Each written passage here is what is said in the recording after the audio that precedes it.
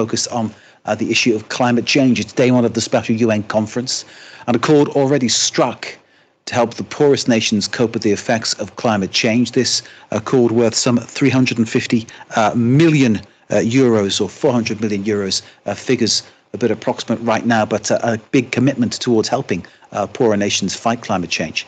The chair of COP28 was already fighting off allegations of a conflict of interest over oil and gas when he, as soon as the event opened, made a call for fossil fuels to be included in the talks. All smiles for Sultan Al Jaber as he officially began his role as COP28 president on Thursday.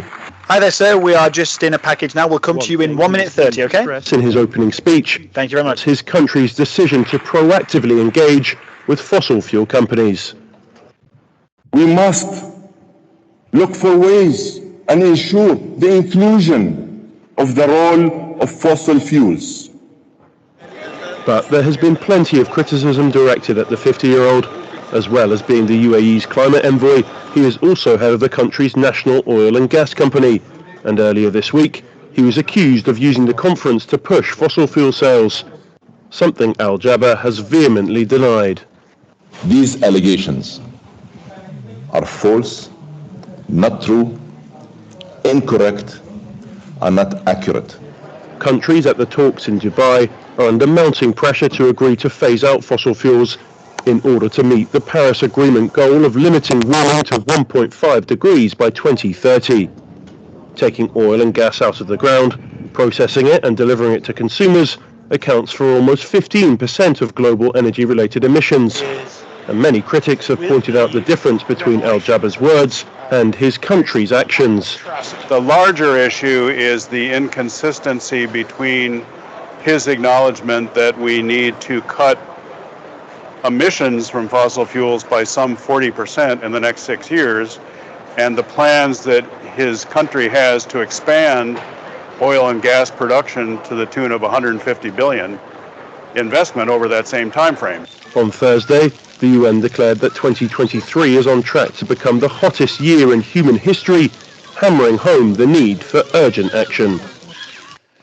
Let's get the analysis and bring in Dr. Richard Blanchard. He's head of Energy and Power Engineering Research at the University of Loughborough. Good evening to you, sir. Does Sultan Al Jaber have a point, as well as perhaps a conflict of interest, when he says that fossil fuels need to be part of the conversation?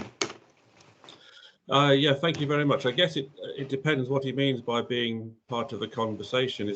Does he actually mean to say, well, we need to phase these down, as we have already happening at COP26 with coal?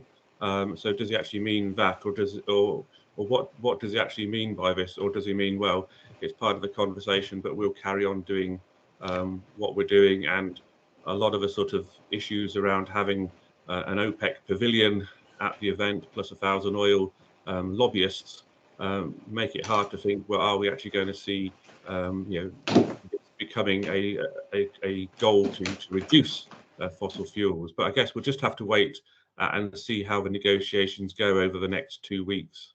Indeed, it's not a good look, even as you pointed out, talking about the number of lobbyists and the very fact that it was exposed that the Sultan had all kinds of briefing notes about oil and gas deals he was going to talk about with various governments. Yes, it was. It's. I guess it's kind of a sort of this long-running battle, which has been going on for quite a few decades. The oil industry has known, and from its own science in the 1970s and 1980s, that it was contributing significantly to global warming, but has continued to do as much as it possibly can to keep its business going.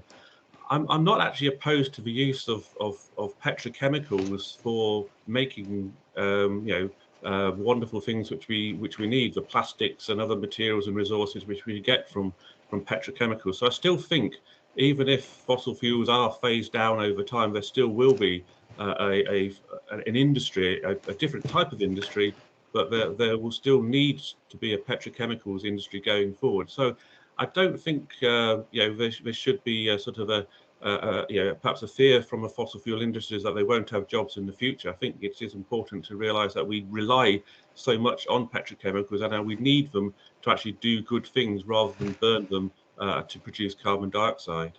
Dr. Blanchard, you anticipated my next question, so let me think of another one pretty quickly and ask you about this fund that's been hatched in order to help the poorer nations. Now, let's remind everybody that's watching, I'm sure they all know, the poorer nations are paying the price for what the richer nations have done over the past century or two. So therefore, they're paying the cost of everybody else's industrial growth. So this fund has been set up, some 400 million euros has been pledged, which may seem like a lot of money to you and I. But in the scheme of things, it's not a great deal, is it? No, it doesn't seem like a lot of money to me at all, I'm afraid. I mean, we had from COP21 the plan to have a climate fund to be $100 billion per year to help poorer countries to develop their economies with renewable energies and in resilient infrastructure to cope with climate change. That worked quite well. It's never got to the 100 billion per year, and this particular fund, it needs to be of a similar sort of magnitude. It needs to be that 100 billion per year to help the poorer nations, and it's what they want. The poorer nations want that amount of money, and they need it because they are less resilient to climate change. We see issues around flooding in Pakistan, where 40% of the crops were washed away. We've had flooding in Uganda recently. We've had droughts, and so the implications of the warmer planet are going to hit the poorest the worst. I mean, I have a lot of research activities in Africa where we're looking at how we can try and improve resilience of infrastructure systems and to see how countries can develop without necessarily going down the sort of the need to build fossil fuel power stations. And it's worth thinking that even that countries like Kenya have made quite significant advances in electrification in recent time, and making use of renewable energy sources to help them to get, as they develop and increase their energy demand, to meet it through renewable energy. Professor Blanchard, thank you very much indeed for joining us from Loughborough University. We look forward to see what happens next at COP28, and thank you so once again for being with us. Russia's Supreme Court has effectively outlawed LGBTQ plus activism. It's seen as the most